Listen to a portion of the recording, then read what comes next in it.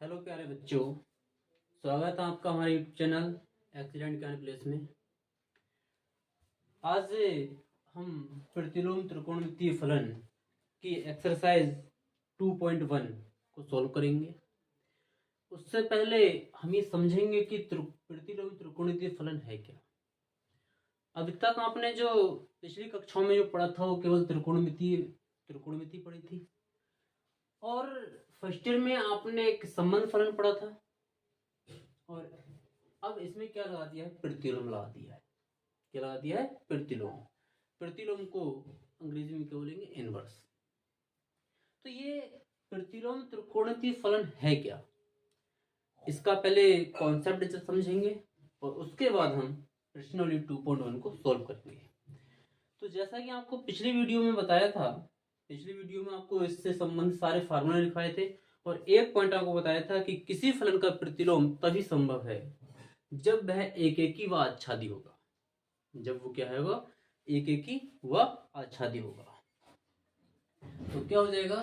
किसी फलन का प्रतिलोम, किसी फलन का प्रतिलोम तभी संभव होगा, तभी संभव होगा जब वह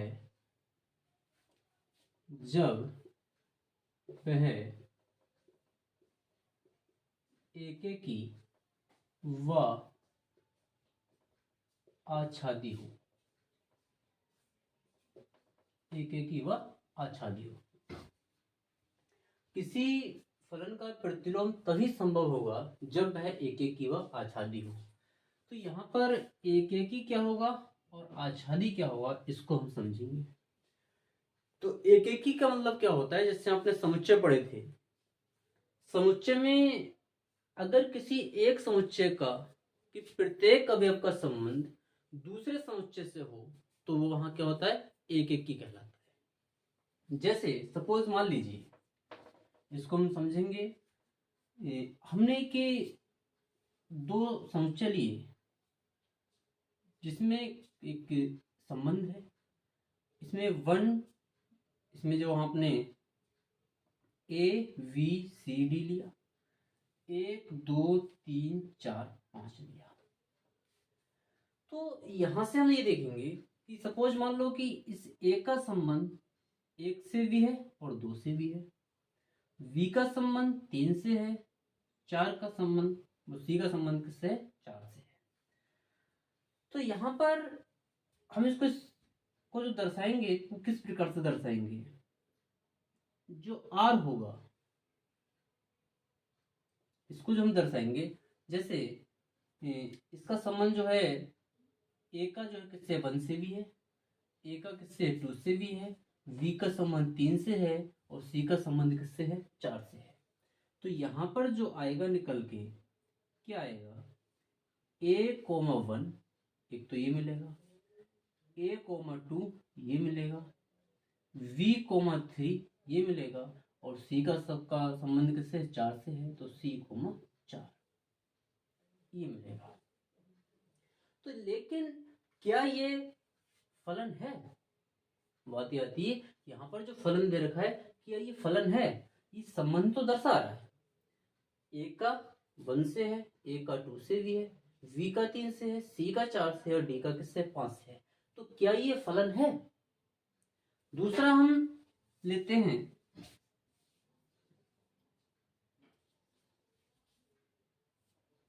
ए वी सी डी, 1 2 3 4। इसमें जो है हम 1 2 3 4 5, ए का 2 से हो गया, बी का 3 से हुआ संबंध, सी का 4 से हुआ और डी का किससे हुआ? 5 से हुआ। तो यहां पर भी एक के संबंध होगा, क्या होगा? आर a,2, ए का संबंध किससे? 2 से है, वी का किससे है? 3 से है, सी का किससे है? 4 से है और डी का किससे है? 5 से है।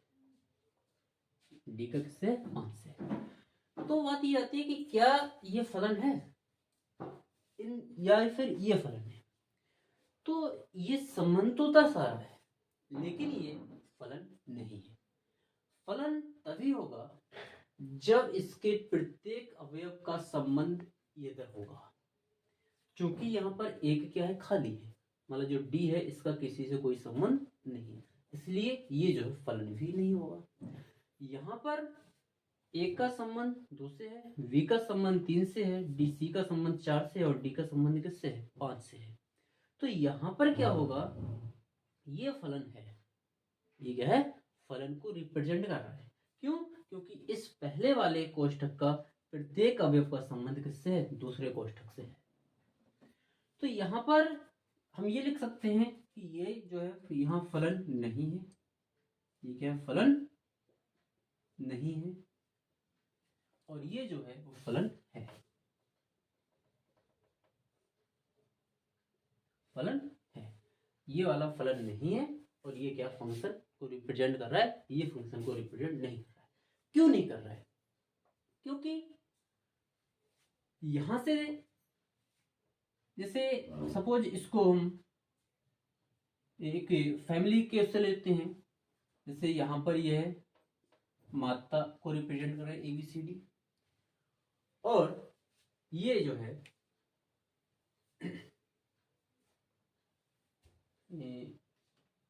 इसको ये मत लीजिए, यहां पर क्या है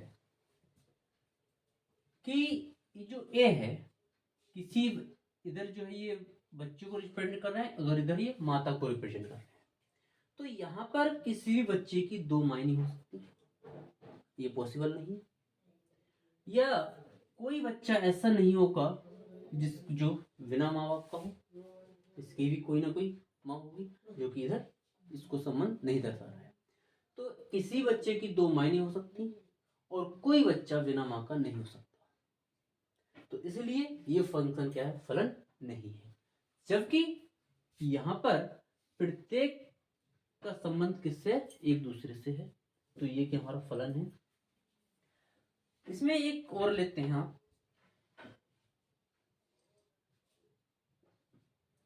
जैसे यहां पर A V C ले लिया, 1 2 3 4 C D ले लीजिए, A B C D। यहां पर A का संबंध 1 से है, V का संबंध भी किससे है 1 से है, C का संबंध 3 से है और D का संबंध किससे है 4 से है। तो ये भी जो है एक फलन होगा। क्यों? क्योंकि यहाँ पर जो AV है, क्योंकि एक माँ के 2 बच्चे हो सकते हैं, एक माँ के 2 बेटे हो सकते हैं, और मतलब C का संबंध किससे D से है और C का संबंध 3 से और D का संबंध किससे है 4 से है। ये जो 2 है मतलब कोई माँ ऐसी होगी जिसकी कोई भी औलाद नहीं होगी, तो ये भी क्या है एक फलन को प्रदर्शित कर रहा है। ये किसको प्रदर्शित कर रहा है फलन को। तो ये तो हो गया हमारा फलन। अब इसमें क्या है प्रतिलोम। क्या है प्रतिलोम। त्रिकोणमिति की बात हम बाद में करेंगे, अभी ये हमारा क्या हो गया फलन को कौन रिप्रेजेंट करता है कौन रिप्रेजेंट नहीं करता है, एक मतलब सूक्ष्म इसमें बताया आपको। अब बात करते हैं किसकी प्रतिलोम की। क्या प्रतिलोम को भी हम इसी ग्राफ से रिप्रेजेंट करेंगे। जैसे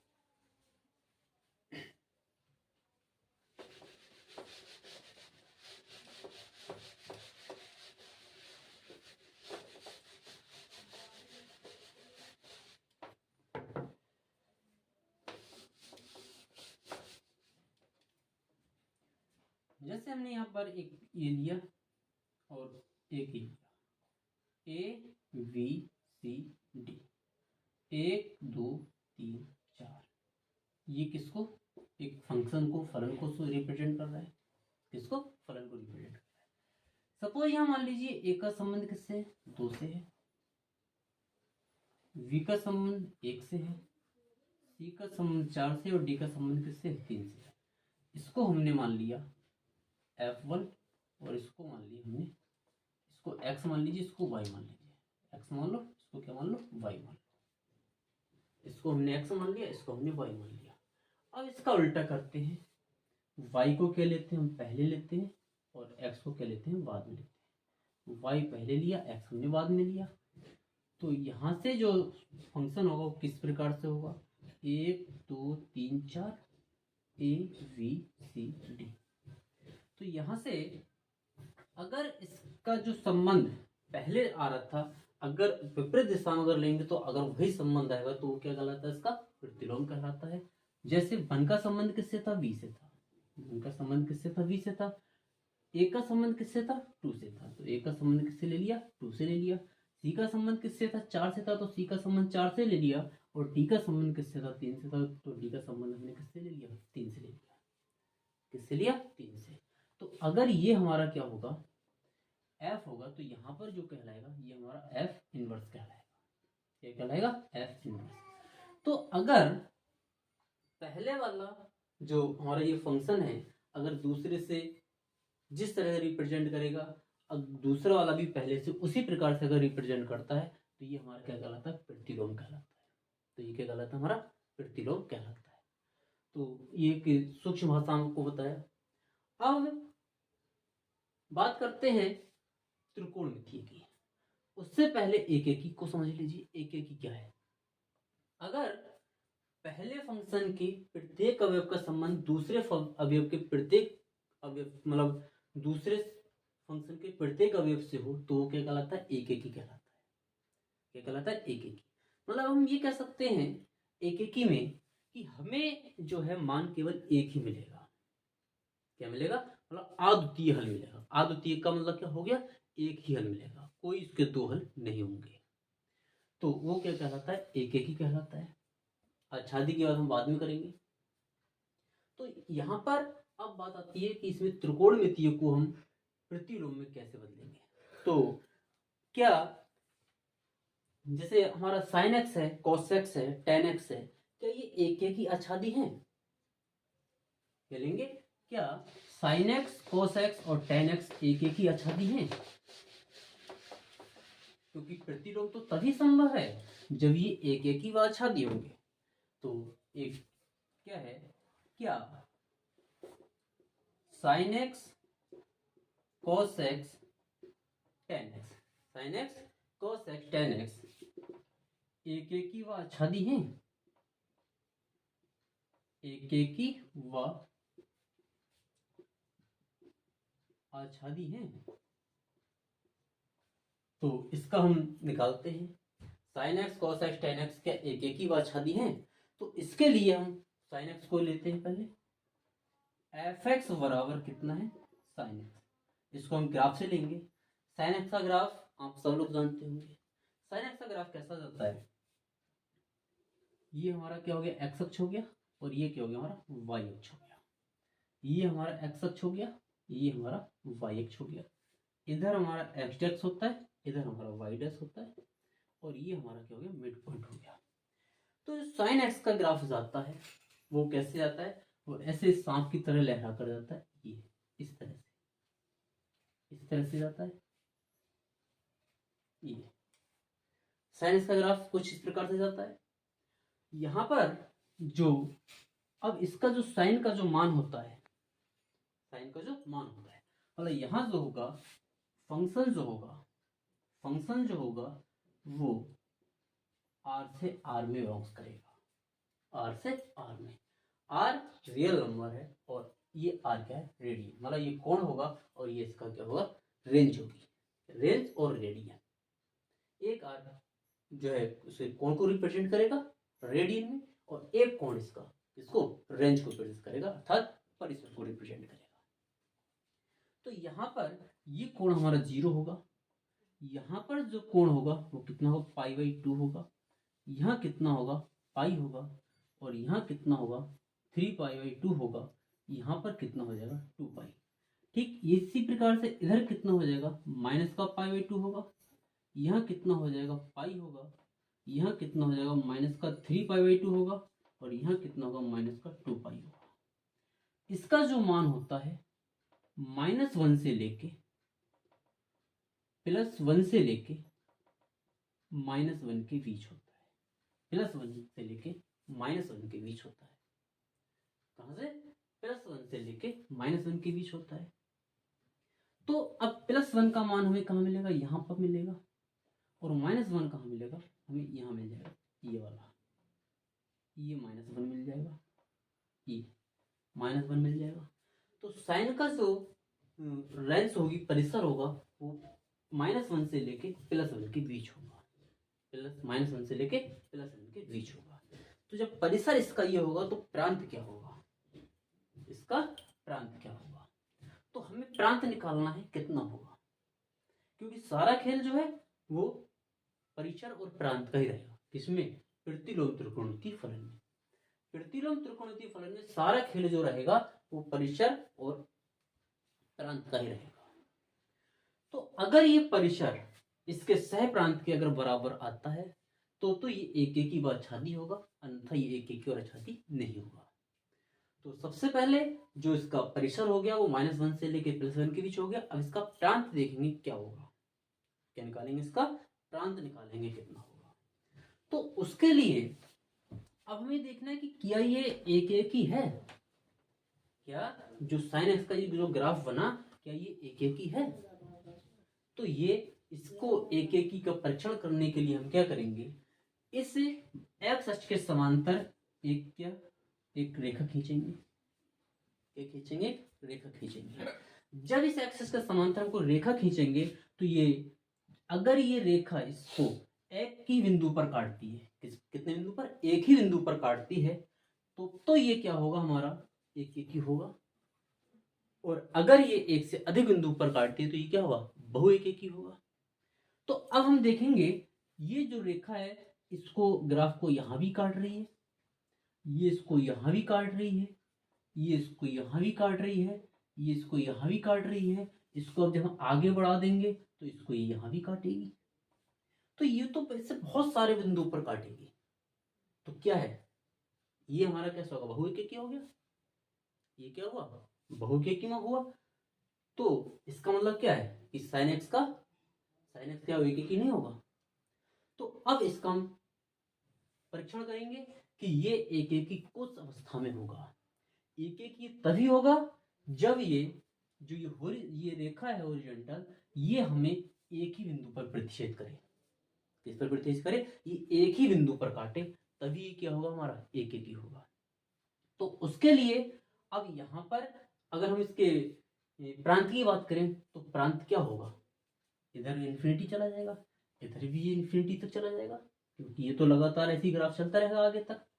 तो अब इसका हम प्रांत नहीं ले सकते। क्यों नहीं ले सकते, क्योंकि एक एक ही है ही, क्योंकि क्या है, एक एक ही है ही। परिसर तो इसका है -1 से +1 के बीच, इसका जो परिसर है वो तो -1 से लेकर +1 के बीच है, लेकिन इसका प्रांत क्या होगा, इन्फिनिटी से इन्फिनिटी तक होगा, जबकि साइन का मान -1 से +1 के बीच होता है। तो क्या ये हमारा क्वेश्चन गलत है क्या, कि जो साइन एक्स है वो एक ही नहीं है। तो अब इसका हम आगे एक दूसरा ग्राफ लेते हैं, उससे देखते हैं क्या आता है।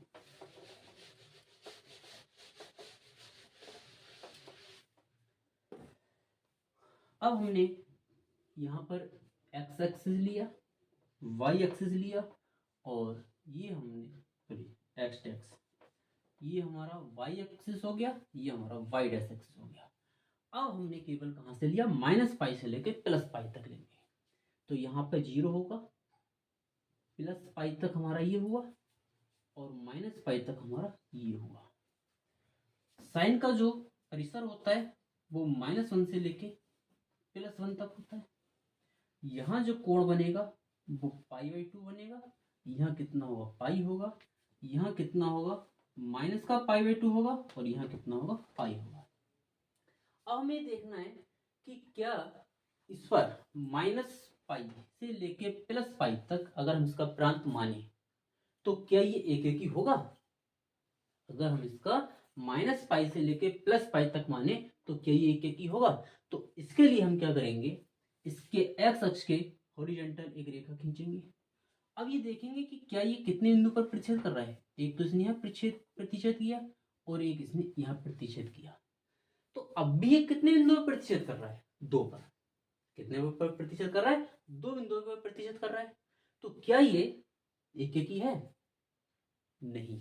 क्यों? क्योंकि एक एक ही तभी होगा जब ये एक ही बिंदु पर काटेगा, जब ये एक ही बिंदु पर काटेगा। तो ये अब भी क्या है हमारा, एक एक ही नहीं है, ये ग्राफ जो है अब भी किसका हो गया, बहुएकेकी का। किसका हुआ, बहुएकेकी का हुआ, क्योंकि ये अब भी हमारा क्या है, एक एक ही फलन नहीं है।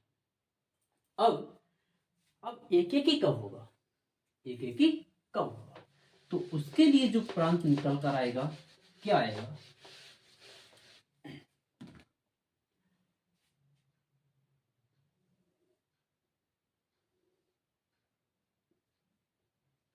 X axis, y axis, h dash और वाई डैश, ये होगा।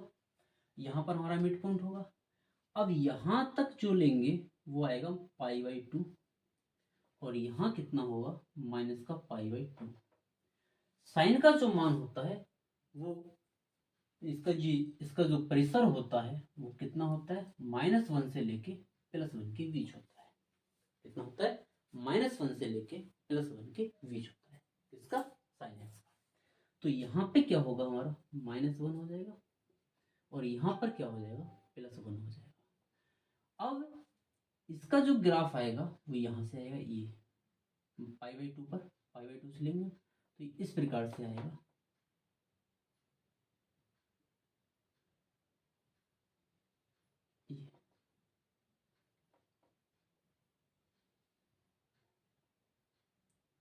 ये तो यहाँ से अगर हम देखें इसको, तो यहाँ पर अगर अब इस पर कोई भी अगर रेखा डालें हॉरिजॉन्टल, तो ये क्या होगा, हमारा एक ही बिंदु पर प्रतिच्छेद कर रहा है। किस पर प्रतिच्छेद कर रहा है, एक ही बिंदु पर प्रतिच्छेद कर रहा है। तो यहाँ पर जो हमारी रेंज थी वो तो कितना आ गया, -1,1। अब इसका डोमेन कितना हो जाएगा, इसका डोमेन कितना होगा, डोमेन होगा -π/2 से लेके +π/2। तो रेंज तो इसकी कितनी हो जाएगी, मतलब परिसर जो होगा वो -1 से +1 के बीच होगा, और जो इसका प्रांत होगा वो कितना हो जाएगा, -π/2 से लेके +π/2 हो जाएगा। ये परिसर होगा, ये प्रांत। तो ये जो परिसर प्रांत आया किसका आया, साइन एक्स का। किसका आया, साइन एक्स का। अब ये तो केवल त्रिकोणमिति का आया, ये जो परिसर और प्रांत आया किसका आया, त्रिकोणमिति का आया, त्रिकोणमिति फलन का आया। हमें किसका निकालना है, प्रतिलोम का। किसका निकालना है, प्रतिलोम का, अर्थात एफ एक्स बराबर निकालना है किसका, साइन इनवर्स एक्स का। तो इसका जो है, इसका ग्राफ क्या बनेगा, इसका ग्राफ क्या बनेगा इनवर्स का, और इसका जो परिसर और प्रांत है ये क्या होगा, परिसर और प्रांत क्या होगा। तो यहाँ पर इसका जो मान चेंज हो रहा है वो -π/2 से लेके +π/2 के बीच ही हो रहा है। और अब इसको अगर हम क्या कर दें, इसको अगर हम अक्ष मान लें, इसको मैं मिटा देता हूँ, ये हमें पता चल गया कि अब ये क्या है, एक एक ही फलन है। क्या ये एक एक ही फलन है, ये हमारा परीक्षण हो गया। अब इसको अगर मैं अक्ष मान लूं, इस वाले को, इसको एक्स वाई हो गया ना, ये हमारा क्या हो गया, एक्स वाई।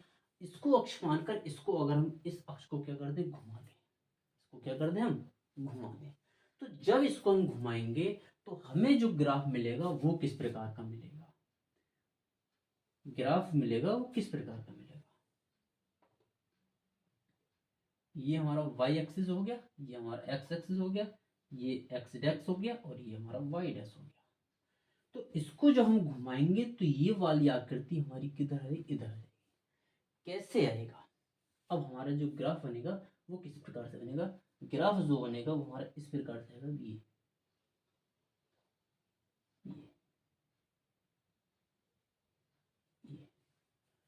इसका जो मान चेंज होगा, यहाँ पे क्या होगा हमारा, +π/2 होगा,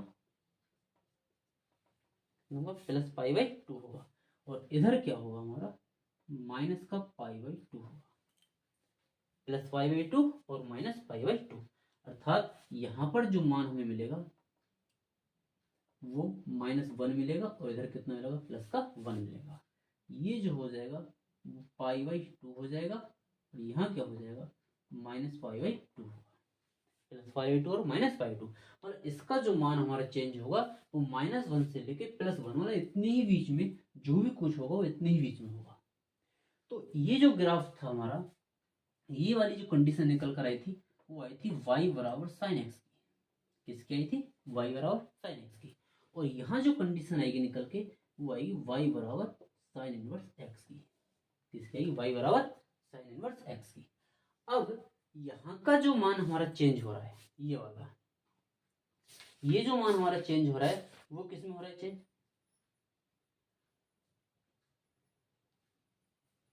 यहाँ पर जो इसकी डोमेन होगा वो हमारा क्या रहेगा? -1 से लेके +1, और इसका जो परिसर हो जाएगा वो कितना हो जाएगा?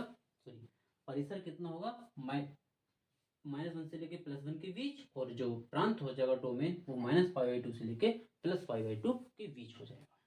हो जाएगा +π/2 के बीच हो जाएगा।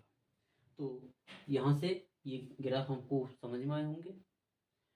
अब हम ये कह सकते हैं कि जो f बराबर साइन इनवर्स x है वो एक ही व आच्छादी होगा। किस अवस्था में होगा? जब उसका प्रांत -π/2 से लेके +π/2 के बीच होगा, तभी ये एक ही व आच्छादी होगा। अगर हम इसको इसके आगे में लेके जाते हैं तो ये क्या होगा? बहु एकेकी हो जाएगा। तभी क्या होगा? बहु एकेकी हो जाएगा। तो यहाँ से अब इसकी जो हम टेबल है उसको देखते हैं क्या आएगी। टेबल आपको पहले भी नोट करा दी थी, क्योंकि अब जो सारा खेल होगा वो इस टेबल का होगा।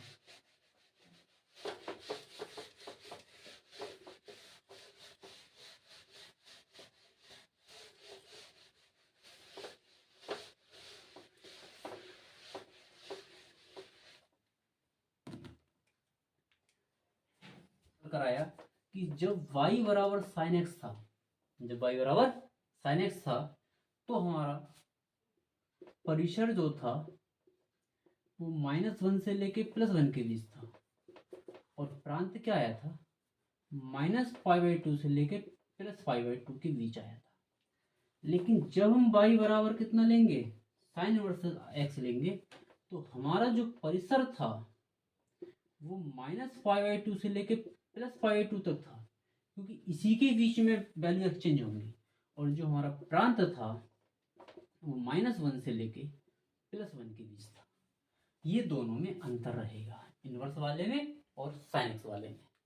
तो हमने जो साइन एक्स था ये हमने इस वाले प्रांत पर ये क्या था? हमारा एकेकी और आच्छादी था, और जब एकेकी और आच्छादी था तभी इसका प्रतिलोम क्या हुआ? संभव होगा। और जब प्रतिलोम संभव है तो इसका परिसर ये हो जाएगा और प्रांत ये हो जाएगा। तो आइए इसको निकालते हैं। जैसे आपको टेबल एक पहले बनवाई दी थी, आज उस टेबल को हम पुनः बनवाते हैं। क्या थी table? Sine inverse x, cos inverse x,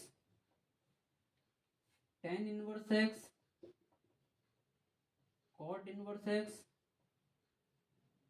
sec inverse x और कॉसेक इनवर्स एक्स।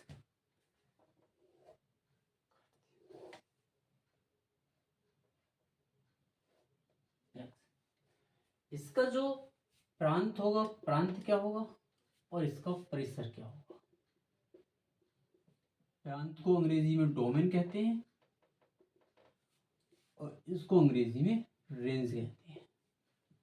क्या कहते हैं? रेंज कहते हैं। तो साइन इनवर्स एक्स का प्रांत होगा वो -1 से लेके +1 के बीच होगा, और इसका परिसर होगा वो -π/2 से लेके +π/2 के बीच होगा। कॉस एक्स का जो प्रांत होगा वो साइन के ही बराबर होगा, -1 से लेके +1 के बीच होगा, और इसका जो परिसर होगा वो 0 से पाई के बीच होगा। 0 से पाई के बीच होगा। अब जो tan इनवर्स एक्स है इसका जो डोमेन होगा वो रियल नंबर होगा। क्या होगा?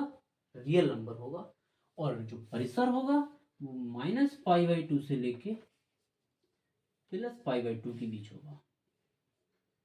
+π/2 के बीच होगा। cos इनवर्स एक्स का जो प्रांत होगा वो रियल नंबर होगा, और परिसर जो होगा वो 0 से पाई होगा, 0 से पाई। सेक इनवर्स एक्स का जो प्रांत होगा वो r इज अब्सेंस ऑफ -1 से लेके +1 होगा, r इज अब्सेंस ऑफ -1 से लेके +1 होगा। और इसका जो परिसर होगा वो 0 से पाई इज अब्सेंस ऑफ माइनस का π/2 इज अब्सेंस ऑफ π/2। कोसेक का जो प्रांत होगा वो r अब्सेंस ऑफ -1 से लेके +1, -1 से लेके +1 होगा। और इसका जो प्रांत परिसर होगा वो -π/2 से लेके +π/2 और is absence of 0, is absence of 0। कहने का मतलब क्या हुआ कि जो साइन इनवर्स एक्स का मुख्य मान मिलेगा वो -π/2 से लेके +π/2 के बीच में मिलेगा, -π/2 से लेके +π/2 के बीच में मिलेगा।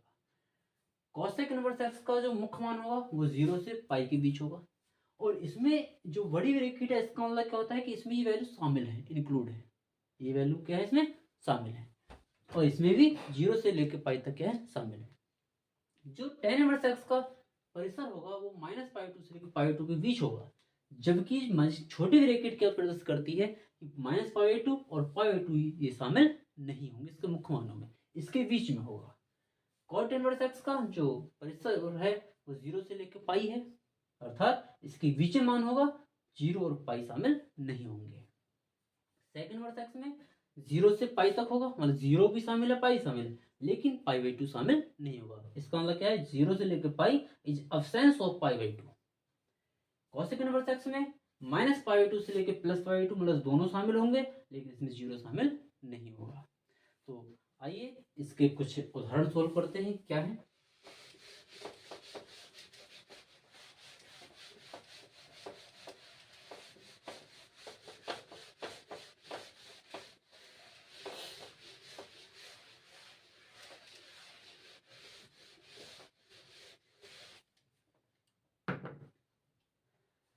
जैसे पहला उदाहरण है एग्जांपल 1, इसमें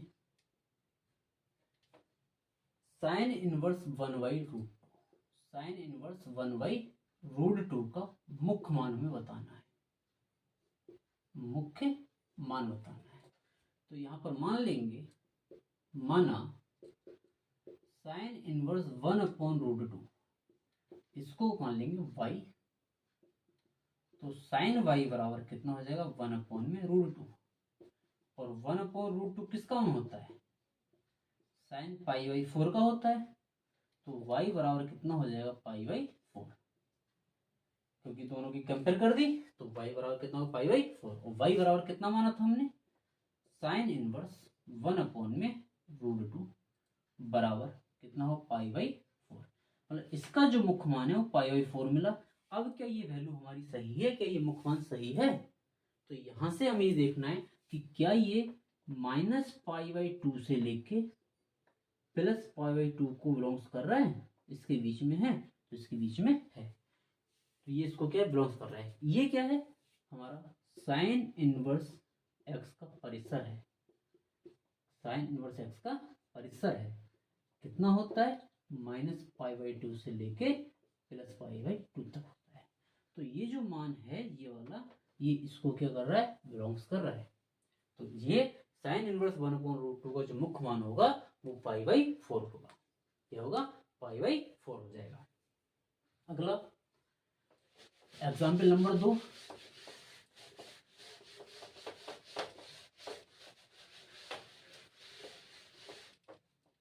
एग्जाम्पल नंबर 2 क्या होगा, कॉट इनवर्स है, कॉट इनवर्स माइनस का 1/√3, कॉट इनवर्स माइनस का 1/√3, इसको मान लेंगे, माना कॉट इनवर्स माइनस का 1/√3 बराबर कितना मान लेंगे, y। तो यहां से क्या हो जाएगा, कॉट y बराबर माइनस का 1/√3। तो कॉट y बराबर माइनस का कॉट π/3, क्योंकि ये मान cos 60 का होता है। किसका होता है, cos कॉट 60 का होता है। तो यहाँ से एक फॉर्मूला आपने पढ़ा था, चूंकि कॉट माइनस थीटा बराबर माइनस का कॉट थीटा, क्या होता है माइनस का कॉट थीटा। तो यहां से क्या हो जाएगा, कॉट वाई बराबर कॉट माइनस का पाई बाई 3। तो कॉट दोनों कंपेयर करेंगे तो y बराबर कितना होगा, माइनस का पाई बाई 3। तो इसका मान कितना था, कॉट इनवर्स माइनस का 1 में √3 बराबर माइनस का पाई बाई 3। तो क्या ये हमारा इसका मुख्य मान होगा। अब हमें क्या करना है, हमें देखना है कि इसका परिसर क्या था, किसका, कॉट का। तो कॉट का जो परिसर था वो 0 से पाई था, जिसमें 0 पाई शामिल नहीं थे। तो क्या ये माइनस पाई बाई 3 इसके बीच में है, नहीं, मतलब ये इसको बिलोंग्स नहीं कर रहा है। और जब ये इसको बिलोंग्स नहीं कर रहा है तो क्या हमारा ये उत्तर सही है, तो ये तरीका हमारा क्या हो गया, गलत हो गया। ये तरीका हमारा क्या हो गया, गलत हो गया। अब इसको कैसे हल करेंगे, क्योंकि अक्सर बच्चे क्या करते हैं इसमें कि यहाँ से कॉट मतलब इसका जो परिसर है उसको देखा नहीं और यहाँ पर सीधे इस माइनस को अंदर ले गए और कॉट कंपेयर कर दी, पाई बाई बराबर आ गया माइनस का पाई बाई 3 और इसका मुख्य मान रख दिया माइनस का पाई बाई 3। तो ये प्रश्न हमारा क्या हो गया, गलत हो गया। क्यों गलत हो गया, क्योंकि ये इस परिसर को फॉलो नहीं कर रहा है, ये इसके बीच का मान नहीं है। फिर इसको कैसे हल करेंगे, तो अब इसको इसका सही तरीका क्या होगा, यहां तो हमें यही करना है, यहां हमें यही करना है। माना कॉट इनवर्स माइनस का 1/√3 बराबर वाई, तो कॉट वाई बराबर माइनस का 1/√3, तो कॉट वाई बराबर माइनस का कॉट पाई बाई 3। यहां तक हमारा वही है। अब यहां से चेंज करना है, क्या होगा, कॉट वाई बराबर कॉट पाई माइनस का pi by 3, cot 180 minus theta minus का कॉट थीटा, क्या होता है, कॉट 180 माइनस थीटा माइनस का कॉट थीटा। अब इसको की कंपेयर कर लीजिए, y बराबर हो जाएगा पाई माइनस का पाई बाई 3, अर्थात पाई बराबर हो जाएगा 2 पाई बाई 3। 3 एकम 3, 3 में से एक घटाए 2 पाई बाई 3 और इसका मान हमारा कितना था, कॉट इनवर्स माइनस का 1 में √3 बराबर 2 पाई बाई 3। ये बिलोंग्स करेगा किसको, 0 से पाई बाई 0 से पाई को। ये किसको बिलोंग्स करेगा, 0 से पाई को। तो हमारा जो सही आंसर होगा वो कितना होगा, इसका मुख्य मान 2 पाई बाई 3, ना कि ये वाला। ये क्या होगा, हमारा तरीका गलत हो गया। क्यों, मतलब सवाल तो हमने सही किया, क्योंकि ये भी तो होता है माइनस कॉट थीटा होता है, वो कॉट माइनस थीटा बराबर होता है, ये सही है। लेकिन ये वैल्यू इसको फॉलो नहीं कर रही है, इसको बिलोंग्स नहीं कर रही है, इसलिए ये मुख्य मान हमारा गलत है। हमारा मुख्य मान कितना होगा, 2 पाई बाई 3 होगा। तो आप एग्जाम में ये गलती कदापि ना करें। इस तरीके इसके परिसर जो है वो आपको सही से आने चाहिए। अगर आपके को परिसर इसके ठीक से आते हैं तभी इस तरीके के सवाल आप सही से कर पाओगे, अन्यथा अगर परिसर का आपने ध्यान नहीं दिया तो ये सवाल आपके क्या हो जाएंगे, गलत हो जाएंगे। अब आ जाइए एक्सरसाइज पे, एक्सरसाइज 2.1।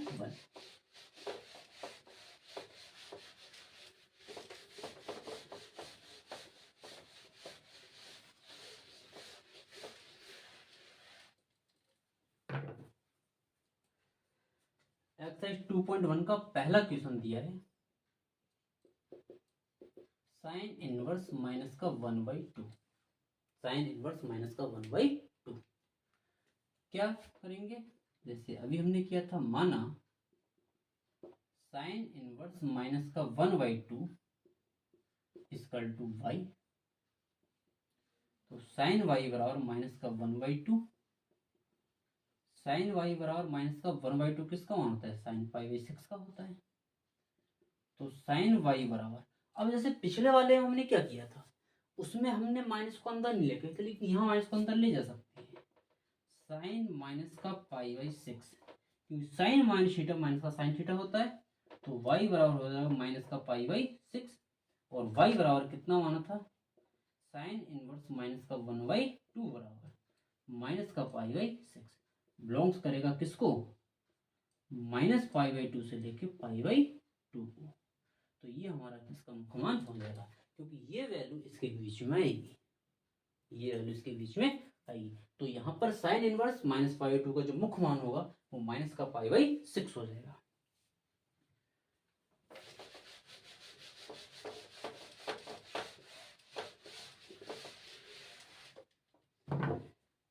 दूसरा क्वेश्चन है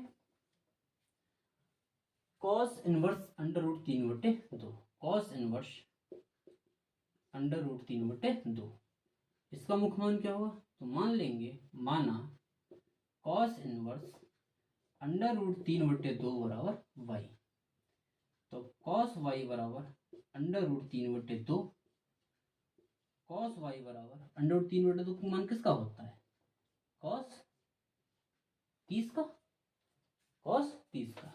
तो y बराबर कितना हो जाएगा, π/6 हो जाएगा। y किसको माना था, cos इनवर्स √3/2 बराबर कितना होगा, π/6 बिलोंग्स करेगा किसको, -π/2, 0 से पाई के बीच। इसका जो परिसर था वो कितना था, 0 से पाई था। तो cos का जो परिसर था वो 0 से पाई था, cos का परिसर कितना था, 0 से पाई था। तो जो π/6 है वो इसको बिलोंग से करेगा, तो इसका जो मुख्य मान होगा वो π/6 हो जाएगा।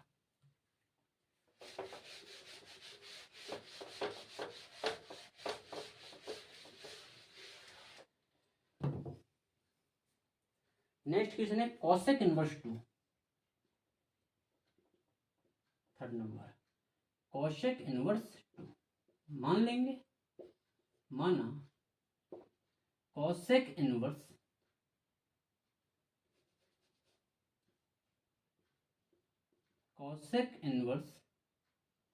टू बराबर y, तो cosec y बराबर कितना हो जाएगा, 2। cosec y बराबर 2 किसका मान होता है, 2 मान किसका होता है, cosec π/6 का, cosec π/6 का। cos 30 का मान 2 होता है। तो यहाँ पर कंपेयर करेंगे तो y बराबर π/6 हो जाएगा, और y कितना है, cosec इनवर्स 2 बराबर π/6, और इसका जो परिसर होता है, क्या ये π/6 इसके परिसर को रिप्रेजेंट कर रहा है, तो इसका परिसर कितना होता है, -π/2 से लेके +π/2 तक इज अब्सेंस ऑफ 0, तो जो π/6 है वो इन दोनों के बीच में बिलोंग्स कर रहा है, अर्थात cos इनवर्स 2 का जो मुख्य मान होगा वो π/6 होगा। कितना होगा, π/6 होगा। इसमें एक नेक्स्ट क्वेश्चन और करते हैं, बाकी सभी क्वेश्चन आप इसी प्रकार से सॉल्व करने हैं, और जो क्वेश्चन आपको सॉल्व नहीं होता है कमेंट बॉक्स में आप उस क्वेश्चन की संख्या डाल देंगे, जिससे कि उसको आपको सॉल्व करके दिया जाए। इसमें नेक्स्ट क्वेश्चन और करते हैं, फोर्थ नंबर कितना है, tan इनवर्स माइनस का √3, tan इनवर्स माइनस का √3। तो यहाँ मान लेंगे, माना tan इनवर्स माइनस का √3 बराबर y, तो क्या हो जाएगा, tan y बराबर माइनस का √3, इसको इधर लेके आए, tan y हो गया। और √3 किसका मान होता है, tan y बराबर माइनस का tan π/3, tan 60 की वैल्यू होती है। अब इस माइनस को अगर हम अंदर लेके जाते हैं तो पहले तो हमें इसका परिसर पता होना चाहिए, क्या, tan इनवर्स x का परिसर,